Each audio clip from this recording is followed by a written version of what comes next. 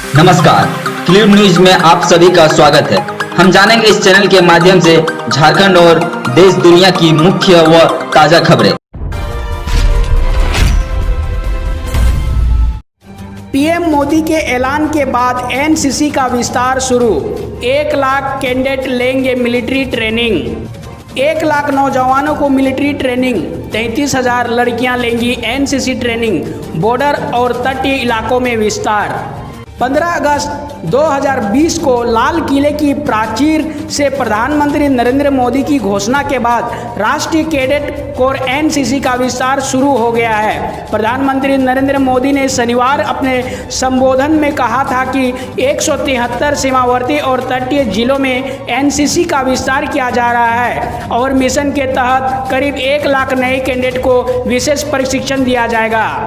PM Modi ने चेतन चौहान को दी श्रद्धांजलि। अमित शाह ने कहा, भारतीय राजनीति और क्रिकेट के लिए बहुत बड़ी क्षति। पूर्व भारतीय सलामी बल्लेबाज और उत्तर प्रदेश सरकार में कैबिनेट मंत्री चेतन चौहान के निधन पर प्रधानमंत्री नरेंद्र मोदी ने ट्वीट कर श्रद्धांजलि दी है। प्रधानमंत्री ने चौहान के योगदान को याद करते हुए दुख प्रकट किया है। इसके साथ ही उनके परिवार के प्रति अपनी संवेदनाएं व्यक्त की है। बता दें, चौहान का कोविड-19 संबंधित दिक्कतों के चलते रविवार को निधन हो गया। चौहान को करीब 36 घंटे से जीवन रक्षण प्रणाली पर रखा हुआ था। वह 73 वर्ष के थे। कोरोना की वैक्सीन तैयार होने के बाद किसे दी जाएगी पहली डोज? केंद्रीय मंत्री ने किया खुलासा। दुनिया में महामारी संकट के बीच देश के वैज्ञानिक कोरोना की वैक्सीन को तैयार करने में मेहनत से जुटे हुए हैं। प्रधानमंत्री नरेंद्र मोदी ने भी 15 अगस्त को लाल किले से बताया कि देश में कोरोना की 1-2 नहीं बल्कि 3-3 वैक्सीन का ट्रायल चल रहा है। इस कारण देश के लोगों में जल्द ही कोरोना की वैक्सीन आने की उम्मीद जग गई है। इस बीच लोगों में इस बात को लेकर भी उत्सुकता है कि आखिर कोरोना की वैक्सीन बनने के बाद इसकी सबसे पहली डोज किसे दी जाएगी। दिल्ली एयरपोर्ट कस्टम्स ने जब्त किए लाखों रुपए कीमत के सोने की बिस्किट, 7 गिरफ्तार। दिल्ली हवाई अड्डे के कस्टम अधिकारियों ने सोने के 9 बिस्किट जब्त किए हैं। इनकी कीमत 45 लाख रुपए है। यह बिस्किट तस्करी करने के आरोप में 7 यात्रियों को गिरफ्तार किया गया है। दिल्ली एयरपोर्ट कस्टम के अनुसार सोने का कुल का वजन लगभग 948 ग्राम था, जिसमें से 8 बिस्किट का वजन 116 ग्राम था, जबकि एक का वजन 20 ग्राम का था। नीतीश सरकार के कैबिनेट मंत्री विनोद कुमार सिंह को हुआ ब्रेन हेमरेज, अस्पताल में भर्ती। बिहार सरकार के कैबिनेट मंत्री विनोद कुमार सिंह की तबीयत बिगड़ गई है। विनोद कुमार सिंह को ब्रेन हेमरेज की खबर है। सिंह को फिलहाल पटना के रूबन अस्पताल में भर्ती कराया गया है। विनोद कुमार सिंह कुछ दिन पहले ही कोरोना संक्रमित भी हुए थे। परिवार के लोगों का कहना है कि एयर एम्बुलेंस से दिल्ली ले जाने की तैयारी चल रही है। सिंह बिहार सरकार में पिछड़ा, अति पिछड़ा कल्याण मंत्री के साथ साथ माइंस एवं जियोलॉजी मंत्रालय का भी कार्यभार दे रहे हैं। 1.5 महीने बाद बढ़े पेट्रोल के दाम, जल्दी चेक कीजिए क्या है महानगरों में रेट।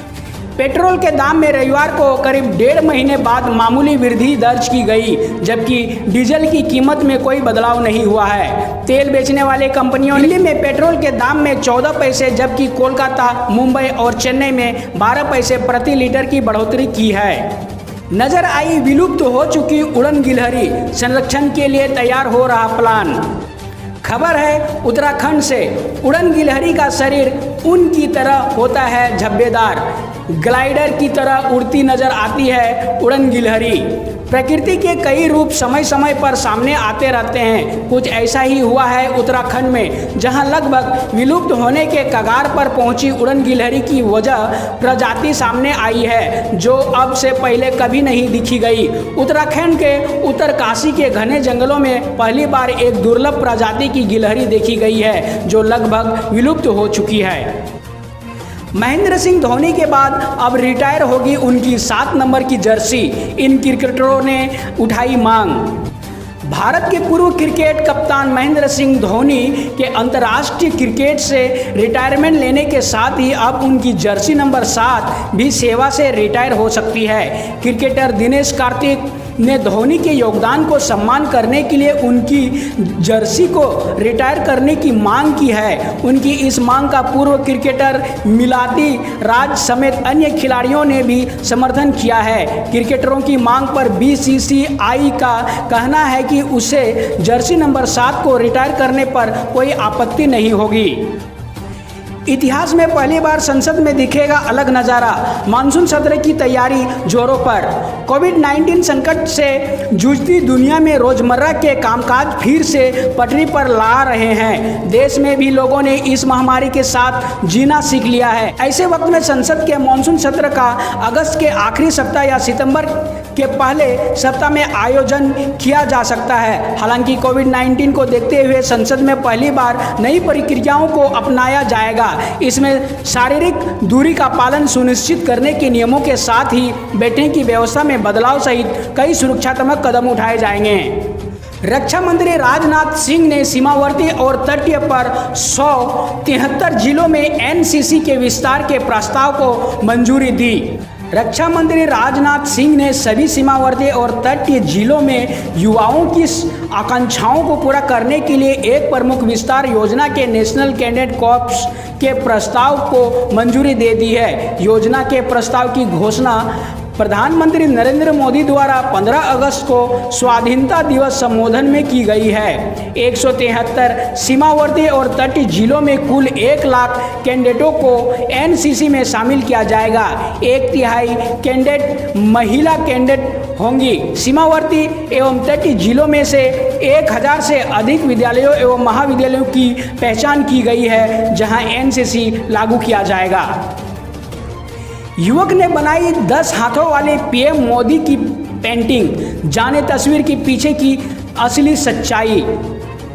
प्रधानमंत्री नरेंद्र मोदी के संसदीय क्षेत्र वाराणसी में इन दिनों उनकी एक पेंटिंग चर्चा में है। फेसबुक से लेकर अन्य सभी सोशल मीडिया प्लेटफॉर्म पर पीएम मोदी की पेंटिंग को खूब पसंद किया जा रहा है। इस पेंटिंग में पीएम मोदी 10 हाथों वाले नजर आ रहे हैं जिन्हें भारत के नक्शे पर उकेरा गया है। साथ ही उनके 10 हाथों में वो 10 योजनाएं हैं जिन्हें भारत की जनता ने काफ़ी पसंद किया है। खास बात यह है कि इस पेंटिंग में पीएम मोदी के गोद में राम मंदिर वो नक्शा भी है जैसा कि मंदिर निर्माण होना है।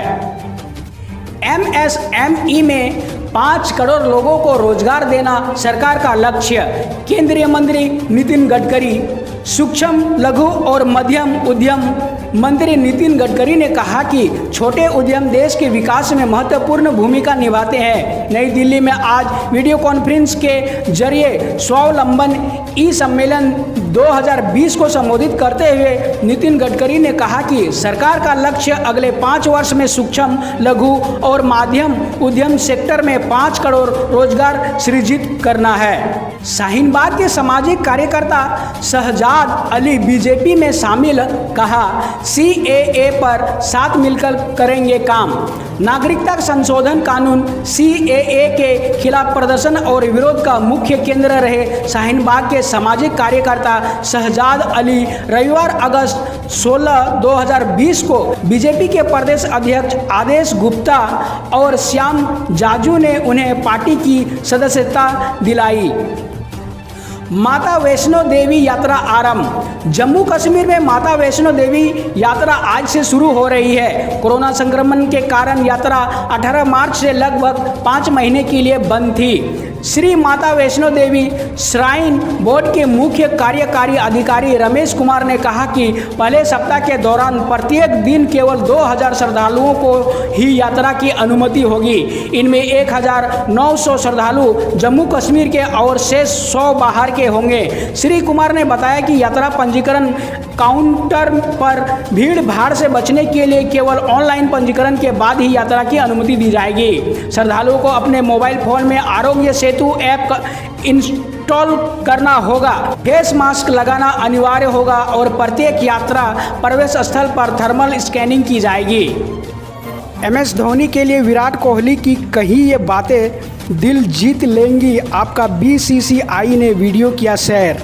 16 अगस्त पुण्यतिथि भारत रत्न अटल बिहारी वाजपेयी जी तुष्टीकरण की आंधी में गर्व से कहा था, गगन में लहराता है भगवा हमारा। पुण्यतिथि पर पीएम नरेंद्र मोदी ने अटल बिहारी वाजपेयी को दी श्रद्धांजलि। बोले, भाषण से ज़्यादा उनके मौन में थी ताकत। हत्याओं से दहला यूपी, 24 घंटे का अल्टीमेट्स, सीओ मनोज रघुवंशी ने संभाली कमान। खबर है किसानों से जुड़ा हुआ। झारखंड में किसानों का 2000 करोड़ रुपए का ऋण माफ होगा। दुमका में स्वतंत्रता दिवस समारोह में राज्यपाल द्रौपदी मुर्मू ने कहा कि सरकार ने इस वर्ष राज्य ऋण माफी योजना अंतर्गत राज्य के किसानों का 2000 करोड़ रुपए ऋण माफी का लक्ष्य रखा है। एक तरफ इस महामारी से लड़ने के लिए हर जरूरी कदम उठाए जा रहे हैं, वहीं दूसरी तरफ राज्य के विकास का पहिया अनवरत आगे बढ़ता रहे, इसके लिए भी हमारी सरकार प्रयासरत है। बंगाल में लो प्रेशर सिस्टम बनने से झारखंड में मानसून सक्रिय, कई जिलों में बारिश। बंगाल की खाड़ी में लो प्रेशर सिस्टम बनने की वजह से झारखंड में मानसून सक्रिय हो गया है। इसी वजह से कई जिलों में बारिश हो रही है। राजधानी रांची समेत कई जिलों में हल्के से मध्य दर्जे की वर्षा हुई है। मौसम विभाग ने सुबह से कई तात्कालिक चेतावनी जारी की है, जिसमें अलग अलग जिलों में अलग अलग समय पर वर्षा होने की संभावना जताई गई है। सीएम हेमंत सोरेन ने की बीसीसीआई से अपील, कहा रांची में हो माही का फेयरवेल मैच, झारखंड करेगा मेजबानी। भारतीय टीम के पूर्व कैप्टन महेंद्र सिंह धोनी के अचानक इंटरनेशनल क्रिकेट से संन्यास की घोषणा के बाद झारखंड के मुख्यमंत्री हेमंत सोरेन ने उनके लिए खास फेयरवेल चाहते हैं। इसके लिए उन्होंने बीसीसीआई से एक अपील भी की है। दरअसल मुख्यमंत्री हेमंत सोरेन ने ट्वीट करते हुए लिखा है कि देश और झारखंड को गर्व और उत्साह के अनेक क्षण देने वाले माही ने आज अंतर्राष्ट्रीय क्रिकेट से संन्यास ले लिया है। हम सब चाहते हैं झारखंड के लाल माही को नीली जर्सी पहने नहीं देख पाएंगे, पर देशवासियों का दिल अभी भरा नहीं है। मैं मानता हूं हमारे माही का एक फेयरवेल मैच रांची में हो, जिसका गवाह पूरा विश्व बनेगा। मैं बीसीसीआई से अपील करना चाहूंगा कि माही का एक फेयरवेल मैच कराया जाए, जिसकी मेजबानी पूरा झारखंड करेगा। खबर है झारखंड से, हेमंत सोरेन सरकार ने झारखंड के 4 मेडिकल कॉलेजों के नाम बदले। झारखंड के हेमंत सोरेन सरकार ने राज्य के 4 मेडिकल कॉलेजों के नाम बदल दिए हैं। मुख्यमंत्री हेमंत सोरेन ने शनिवार को यह घोषणा की है कि रांची के ऐतिहासिक मोरहाबादी मैदान में आयोजित 74वें स्वतंत्रता दिवस समारोह में संबोधित करते हुए मुख्यमंत्री ने यह घोषणा की है कि श्री सोरेन ने कहा कि पलामू मेडिकल कॉलेज को अब Medi Narayan medical college and hospital के रूप में जाना जाएगा। हजारीबाग मेडिकल कॉलेज का नाम Sheikh Bhikhari medical college and hospital होगा। धनबाद स्थित Patliputra medical college and hospital को अब Shaheed Nirmal Mahto medical college and hospital के नाम से जाना जाएगा। दुमका मेडिकल कॉलेज का नाम बदलकर फूलो झानो मेडिकल कॉलेज एंड हॉस्पिटल कर दिया गया है। अटल पेंशन योजना, इस स्कीम में पैसा लगाने वालों के लिए जरूरी खबर, नियमों में हुआ बदलाव। तो आइए जानते हैं क्या हुआ बदलाव। मोदी सरकार ने अटल पेंशन योजना से जुड़े कुछ नियमों में बदलाव किया गया है। ऐसे में अगर आपने भी इस स्कीम में निवेश किया हो तो खबर आपके लिए जरूरी है। बता दें कि सरकार ने 11 अगस्त को अटल पेंशन योजना से जुड़ी कई नियमों में बदलाव किए हैं। सरकार ने डेथ क्लेम प्रोसेसिंग की तारीख बढ़ा दी गई है, जिसके तहत अब 30 अक्टूबर 2020 तक डेथ क्लेम किया जा सकता है। यह दूसरी बार हुआ जब डेथ क्लेम की डेडलाइन को फिर बढ़ाया गया है। इसके लेकर 11 अगस्त को सर्कुलर जारी किया गया है। काम मांगो काम पाओ अभियान की शुरुआत। महात्मा गांधी राष्ट्रीय ग्रामीण रोजगार गारंटी योजना के तहत जिले में रविवार को काम मांगो काम पाओ अभियान की शुरुआत की गई है। सभी प्रखंडों में यह अभियान शुरू की गई है। इस अभियान के माध्यम से जिले में लगभग 600 मजदूरों को काम है। महात्मा गांधी राष्ट्रीय ग्रामीण रोजगार गारंटी योजना काम आधारित योजना है। निबंधित मजदूर को काम मांगने का अधिकार है और काम मांगते ही यह कानून क्रियाशील हो जाता है। तभी तक काम मांगने की पुष्टि के लिए क्रियान्वयन एजेंसी ही जिम्मेदार थी, लेकिन अब काम नहीं मिलने पर बेरोजगारी भत्ता उन्हीं के तनख्वाह से दिया जाना था। इस अभियान के तहत पूरे राज्य में सोशल ऑडिशन यूनिट के 500 टीम के 1000 सदस्यों ने इस अभियान को शुरू किया है। खबर है बिहार से, बिहार विधानसभा चुनाव से पहले ही आरजेडी की कार्रवाई, 3 विधायकों को निष्कासित किया। बिहार विधानसभा चुनाव से पहले ही राष्ट्रीय जनता दल ने पार्टी विरोधी गतिविधियों में शामिल होने के आरोपी 3 विधायकों को 6 साल के लिए निष्कासित करने का फैसला किया है। खबर एक बार फिर बिहार से है। बिहार असेंबली इलेक्शन के पहले जेडीयू में high voltage drama, Shyam Rajak party छोड़ने के पहले ही निष्कासित। खबर उत्तर प्रदेश से है। उत्तर प्रदेश में 15 जिलों के 605 गांव बाढ़ से प्रभावित है और 391 गांव जलमग्न। उत्तर प्रदेश में पिछले कुछ दिनों से हो रही वर्षा तथा नेपाल सहित ऊंचे इलाकों से आने वाले पानी के कारण बहुत से इलाकों में बाढ़ की स्थिति पैदा हो गई है। राज्य के आपदा राहत विभाग ने बताया कि 15 जिलों में 605 गांव बाढ़ से प्रभावित है और 391 गांव जलमग्न हो गए हैं। मनरेगा से दूरी बना रहे प्रवासी। कांग्रेस ने सरकार के रोजगार प्लान पर उठाया सवाल। पहाड़ के प्रवासी हो या स्थानीय बेरोजगार मनरेगा की मजदूरी से दूरी बनाने लगे हैं। गांव में मनरेगा के तहत ना तो इन्हें 100 दिन का काम मिल पा रहा है और ना ही ठीक ठाक मजदूरी दर। मजदूर 202 रुपया दिहाड़ी वाले इस सरकारी रोजगार को करने के बजाय उतने ही काम पर दोगुने से ज्यादा दाम ले रहे हैं। रेलवे ने बिहार, झारखंड, मध्य प्रदेश, ओडिशा, राजस्थान और यूपी में गरीब कल्याण रोजगार अभियान के तहत 5.5 लाख श्रम दिवसों का सृजन किया। भारतीय रेलवे ने बिहार, झारखंड, मध्य प्रदेश, ओडिशा, राजस्थान और उत्तर प्रदेश में गरीब कल्याण रोजगार अभियान के तहत 5.5 लाख से अधिक रोजगार दिवसों का सृजन किया है। राशन लेने वालों की सूची में 58,000 बोगस नाम। राशन दुकान से राशन लेने वाले परिवारों की सूची में 58,000 ऐसे बोगस नाम सामने आए हैं जिनके नाम से बीते कई महीने से राशन का आवंटन हो रहा है। दरअसल राशन वितरण में गड़बड़ी के नाम पर आवंटित होने वाले अनाज के नाम पर गड़बड़ी का खुलासा जनवरी माह से पहले हुए सर्वे और इस माह की 1 तारीख को सर्वे सूची राशन में चस्पा करने के बाद हुआ है। पंचायत व राशन दुकान में चस्पा सूची में मृतक विवाह के बाद दूसरे स्थान पर जाने और डुप्लीकेट नाम के 60,000 लोगों को अपत्र की श्रेणी में दर्ज कर 8 अगस्त तक दावा आपत्ति मंगवाई गई है। हम रोज ऐसे ही न्यूज लाते रहेंगे, तो यदि आपने अभी तक क्लीन न्यूज को सब्सक्राइब नहीं किया है तो पहले फटाफट सब्सक्राइब कर लें, साथ ही बेल आइकन को दबा दें ताकि कोई अपडेट मिस ना हो।